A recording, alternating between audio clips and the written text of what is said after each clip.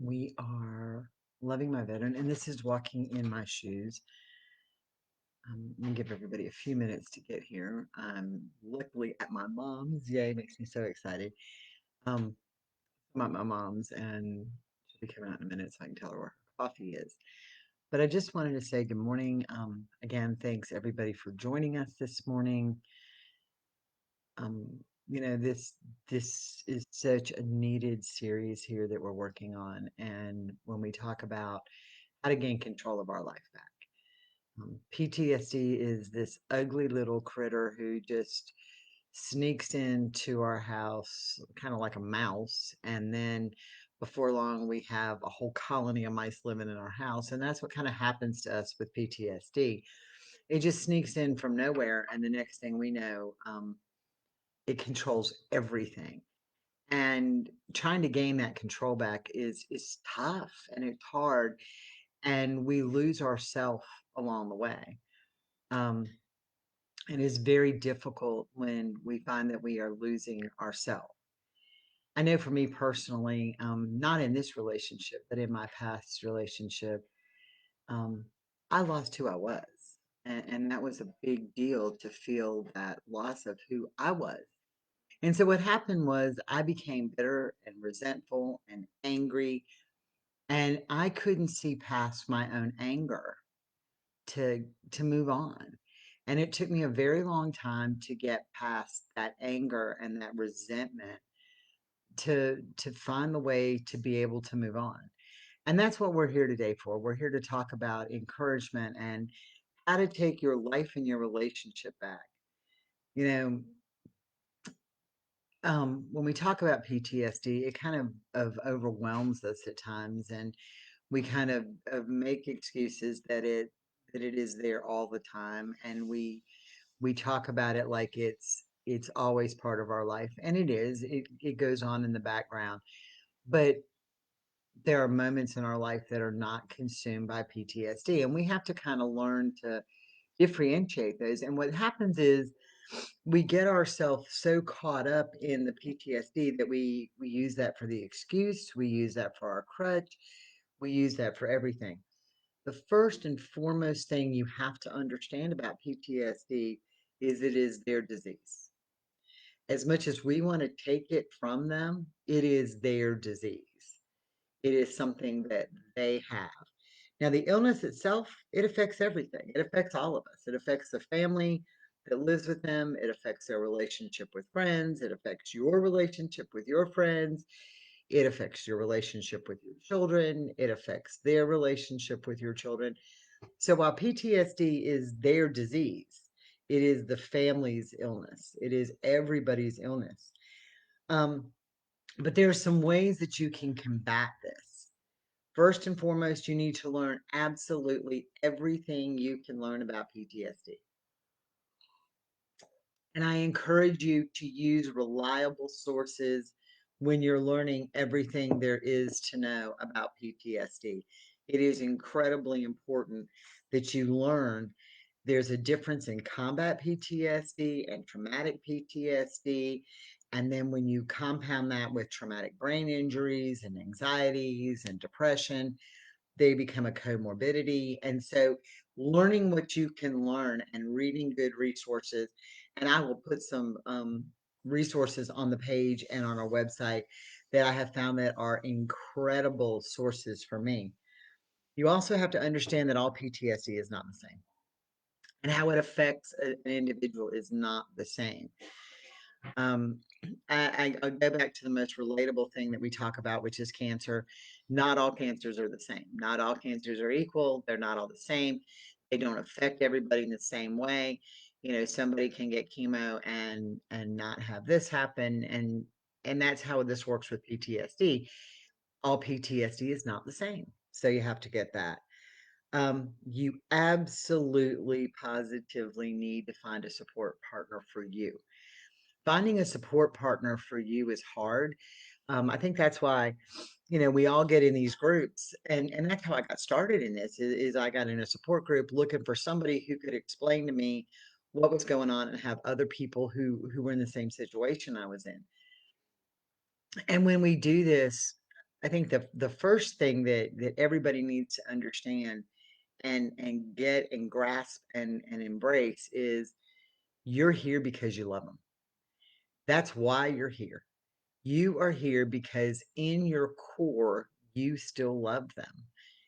And it is imperative that you find a support structure that uplifts you and that understands what you're going through. When you talk to people on the outside, that's part of the stigma with PTSD is that they don't get it, so they don't understand. And when you're trying to find support, they're like, "Are you kidding me? You really live with this on a daily basis?" I know for most of us, the events, good morning, Michelle. I'm so excited you're here. For most of us, the world events have created a total spiral for most of these people with PTSD, especially our veterans and the combat side. They're seeing what's happening in our country kind of be what they saw in other countries. And so it takes that movie. You remember I've described PTSD as kind of the movie that plays in the background.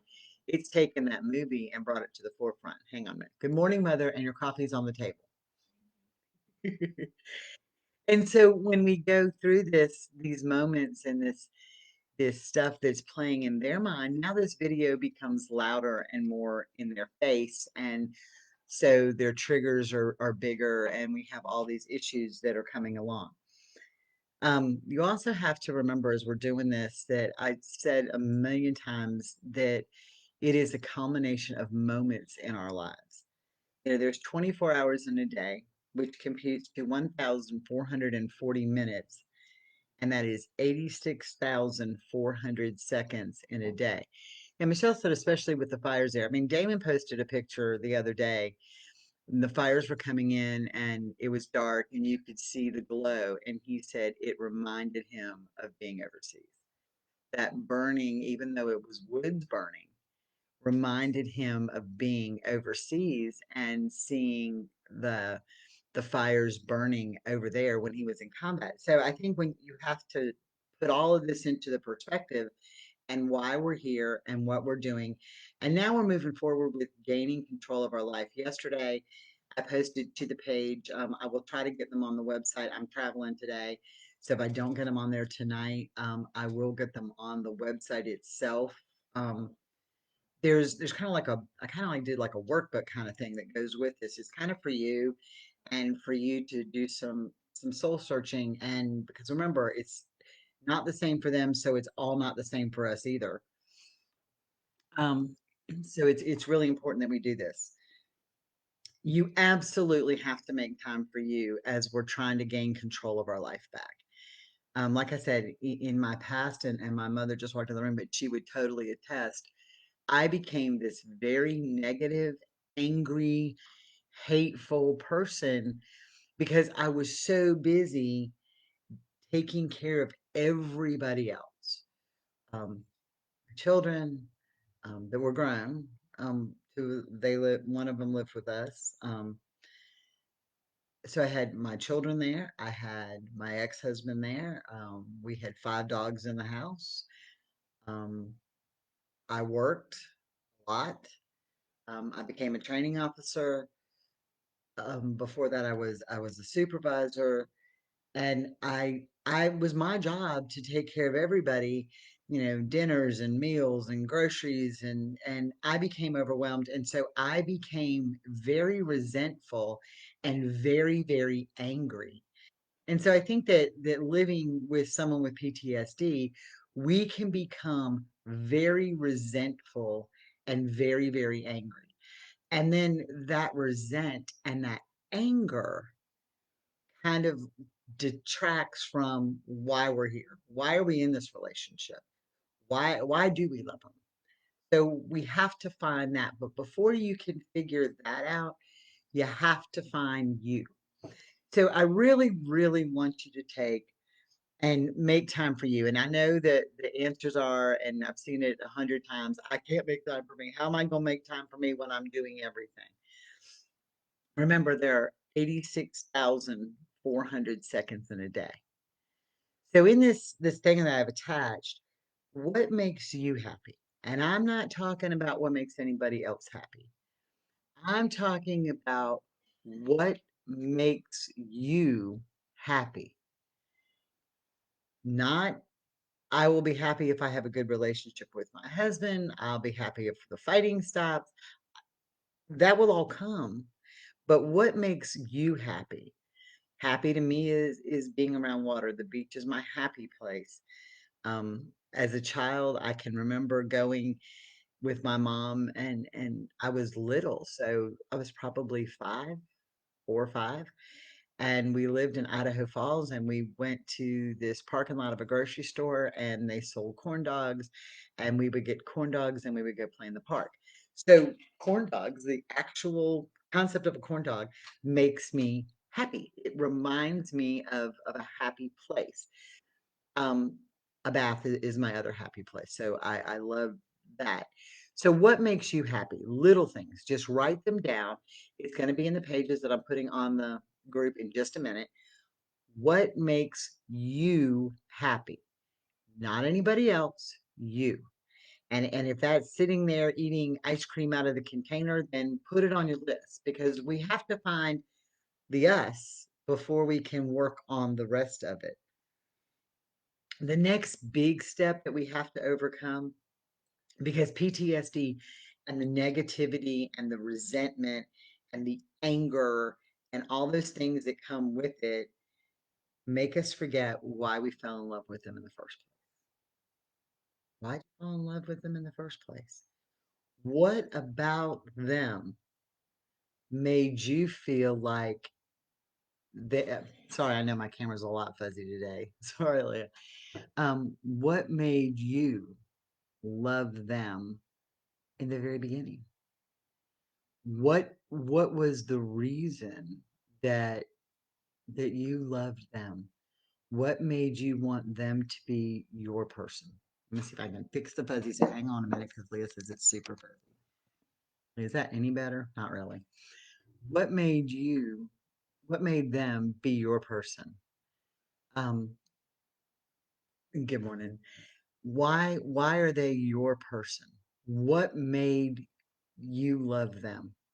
What about them was that reason? Why do you remember? What is your why? Why'd you fall in love with them? You have to sit back, and this is probably going to be the hardest thing to start writing down. And I do encourage you to write it down because I just think that when we write things down, it makes it more concrete for us. And it's also, as you see the stuff that I'm posting to the pages this week, it's going to start creating a roadmap for us. And remember, everybody is individual. So everybody's roadmap is going to be a little different in how we get to getting our relationship back and taking ownership of our life. That's a big deal for us. So what was it? Um, we fight a lot now, and we put up with so much crap. But why? Why are we there? Why do we love them? What was our overall reason for loving them at that moment? And that's going to be super important going forward. Um, the next big thing as you're going through this stuff is what do you wish for in your relationship? What do you wish for? And blanket statement like, I wish we wouldn't fight is not going to work because you are going to argue and you are going to fight and you are going to have all these things happen. So saying that I wish we wouldn't fight is not what I'm talking about. I'm talking about things like I wish he'd take me out to dinner. I wish we could go for a walk. I wish he would go to the grocery store. I wish he would hold my hand. I wish those things. What do you wish for? And make it like your wish list. As a kid, when the Sears and Roebuck catalog came out, my Nana, the wish book, my Nana would run to Sears and buy one for all 4 of the grandchildren. We had our own wish book, and we would spend hours sitting in my poppy's lap circling what we wished for. So having that wish list is important. That wish list will help us go forward. It's basically like a goal. What is your goal? But if you make this as a wish and be Cinderella like in this is the one time I'm going to tell you that be fairy tale like in this. Think about everything you wish for in that relationship. What do you wish would happen? It's going to make a huge difference as you start moving forward in how we begin to heal. But as we start this process and we take all these things that we're adding together and all these things that we're talking about and all these things that we're trying to accomplish here, there's some real pitfalls that we have to understand going forward. First and foremost, this is not going to be an instant fix. Okay. It will not be an instant fix. This is going to take time. Getting control of your life takes time. You don't just wake up and say, "Good morning, my new life starts today." That it's not the way it works in this situation. It's taken a long time to devolve, and it's going to take a long time to evolve back. So don't look for the quick fix. It's not going to happen. Also, as you see you growing and developing and growing as a person and feeling all these things that you're going to feel, as you see all that happen in your life and you start looking at life differently, the bad becomes less bad. Am I going to tell you that since I got out of the relationship that created so much negativity that bad things haven't happened? Absolutely not. In fact, some of the worst things have happened personally since I got out of the relationship. But with Carl beside me, it is, I'm addressing them better. So bad things are still going to happen. They're still going to go on. They're still going to happen. And those bad things will still be there. But how we react to them and handle them is going to be so much better. And when we learn that we can handle them differently, some of the struggle and the resentment and the anger slowly starts to melt away. It takes a long time. It's not an overnight cure. But if every day you can do one thing that starts to turn your ship around for you personally, then you will see that the relationship will also start to turn around because he's reacting one to the PTSD that's just, or she, your veteran is reacting to the PTSD movie that's playing in the back of their head that gets a trigger somewhere, and then it becomes habit to act like an ass. Okay, and I'm just gonna flat out say that because that's the truth. You know, we're raw and honest up in here. And so that happens, and they've become accustomed to acting like an ass, and we've become accustomed to reacting to them acting like an ass. So now here we are in this whole situation that is not productive. So change the way we are reacting and things and how we're seeing it, and things will start to change slowly. Start to change. Be super patient. This is going to take time, and we just talked about that. This is going to take time. You're going to take days, you're going to take 3 steps forward, and then there's going to be this day that you're going to take 10 steps backwards. But just remember, once you start moving forward, we don't always start over again from the 10 steps backwards. We get that reset that allows us to take what we've learned and what progress we've made and start at that point, not back at the beginning. And kind of use the analogy that when you're little, you know, you learn to ride a tricycle, right? It's short, little, 3 wheels, life is good. Then we start riding a bike with training wheels, right? And life is better. We now have the 2 wheels and we have the training wheels. And before long, we're riding a two-wheel bike without any training wheels. And then there's going to be days that we fall off of that bike. Well, when we fall off of that bike, we don't get back up and get on the tricycle. We get back up and get on the bike. And that's where this goes, where we're moving forward. And when we go backwards, we don't have to start over on the tricycle. So we start over at where we are. Again, educate yourself. I cannot tell you enough. Learn the symptoms, learn the effects, learn different treatment options. Um, don't push them on them yet. Just learn what's available out there. Um, Understand what they're going through their perspective. And that has been probably singly the hardest thing I had to do initially. But once I sat down with Jeremy and Carl and I learned to look at it from their perspective, it totally changed the outcome of our relationship. Um, we try so hard on loving my veteran to give you both perspectives, that it's not all them and it's not all us. It is a combination of how we interact together that is going to make life better. And they have to see it from our perspective at times, but we have to also see it from theirs. So that is a huge issue for us. You need to accept and expect mixed feelings as you're going through this. That's tough.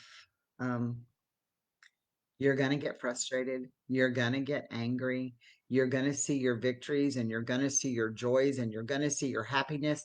And then something's going to happen that totally triggers it back.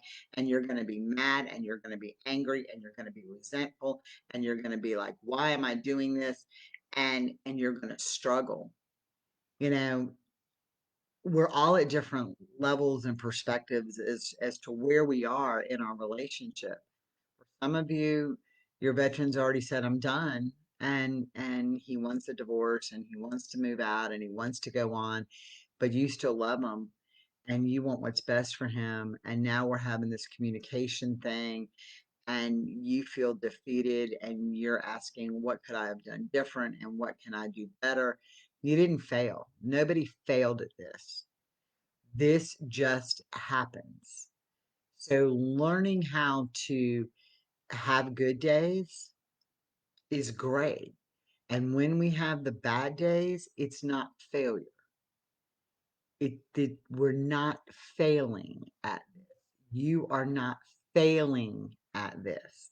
We are moving forward through this. I know Michelle, God love her with the fires there and her personal stuff that she has going on. Michelle, you know I love you and I pray for you daily. Um, she is struggling and feels at times like she's drowning in all this stuff because she's got her and her veteran and the service dog and these fires and they have medical stuff on top of this and she's trying to get the best care she can for her veteran through the VA who's like, oh well, we'll get to you when we can. And so there's moments she's got to feel like she's failing at this, but she's not. She's moving forward. And so it's all about going forward. I look at the situation. Sorry. We went and sat down with Jeremy, who does the dust off part of this. We went and visited him Sunday. And Jeremy had a situation come up that totally just affected his personal life. It wasn't this related, but here he is. He's going along. He's got the job, got the this, doing things. Got an incredible woman who's beside him. Got two great kids, and he's moving forward. And all of a sudden, he's told, "Oh, the house we're living in." Well, the guy wants to sell it. Your lease is up in February, and you either have to buy it or move. That became an overwhelming negative. But you know what? He took a deep breath and he said, I can do this. We can go forward. So we get drowned at times in that moment. But when you take a deep breath and move forward and you're like, I got this. I have this. Y'all, you know that my phone is like my lifeline. People know this. I have two games that I play that I download on my phone that are my moment of escape. And I know it sounds crazy, but I sit here and I play solitaire as my moment of escape sometimes because I just need that for me. I need to reset that for me. So do that and remember that we'll go backwards and we're going to go forward and we're going to go backwards and we're going to go forward.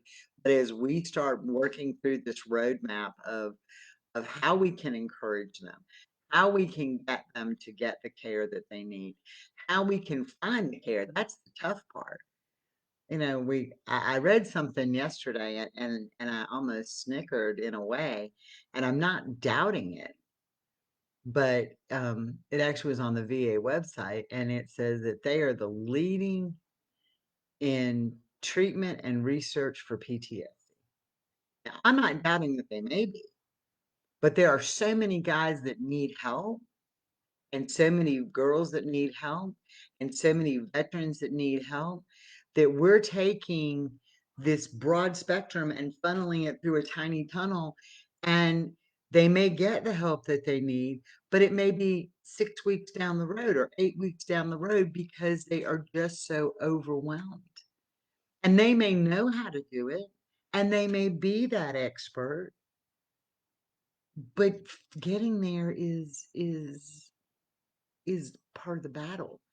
How do you have the research and the stuff in place and you may be the expert, but there's so many, where do you start? And I think that's where a lot of us are. I know that for me, when I started this, I was just like flipping overwhelmed. Where do I start?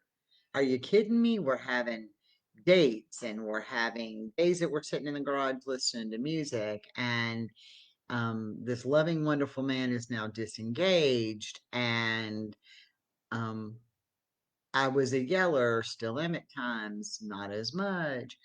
And I wanted something done, so I would yell, and that would create a trigger, and we were just spiraling.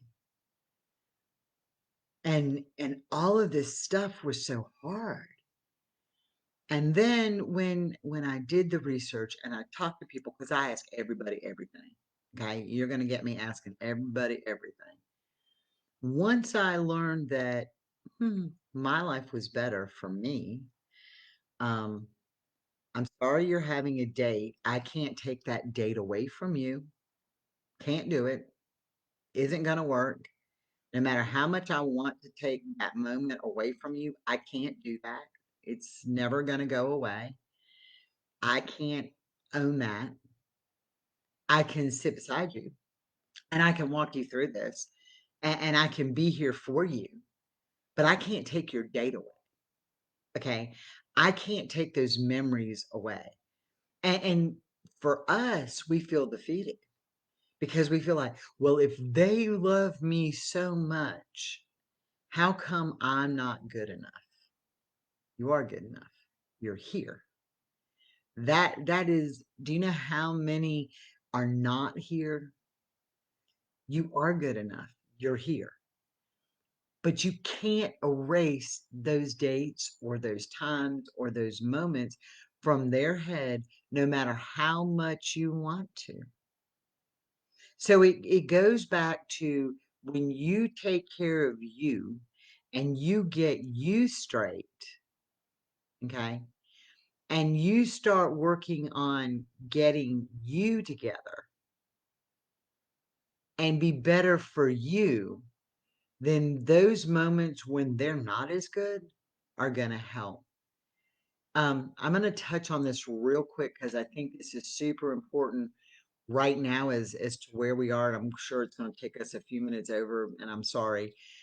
Um, so many people have posted and come forward and talked to me and messaged me and said they are so worse right now than I have ever seen them. They are worse now than I have ever seen them. I'm asking you to allow some grace right now for them. Um, we probably have another few weeks of this really bad right now as I've ever seen them. Whether we watch the news or not, the world events are playing a huge role in PTSD, veteran related PTSD. It is huge. They're watching us, this world, this country that they love and they admire, they're watching it devolve in front of them. So a lot of people have said to me, but Stacy, he's treating me like I'm his soldier, like I'm in combat. There's not this love and there's not all this stuff that there was before. Now it's like he's snapping orders. Understand from their perspective for just a minute.